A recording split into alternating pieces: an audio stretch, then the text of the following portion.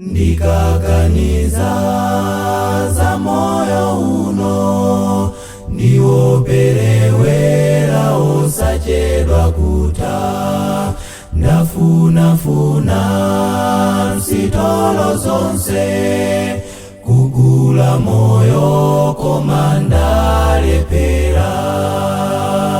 Lilipo dziko labwino, dziko zona lokomesesa, komwe tikapeze moyo osatha, moyo waulere, moyo osakula, komwe tikaimbe osana. Ndingayende mdziko lapansi, palibe angandipatse moyo, koma kwa Yesu wachifundoyo, yekayo angandipatse moyo.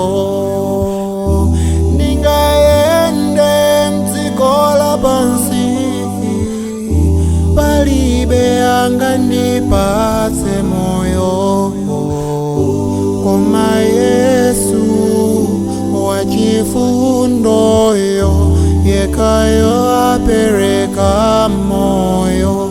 Lilipo dziko labwino, dziko zona lokomesesa, komwe tikapeze moyo osatha, moyo waulere, moyo osakula, komwe tikaimbe osana. Yesu anati iye ndi njira,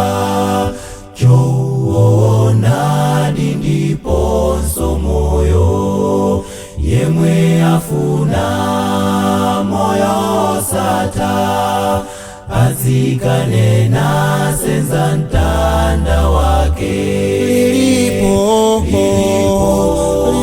dziko labwino, dziko zona lokomesesa, komwe tikapeze moyo osatha, moyo waulere, moyo osakula, komwe tikaimbe osana. Kodi lilipo dziko labwino, dziko zona lokomesesa, komwe tikapeze moyo osatha, moyo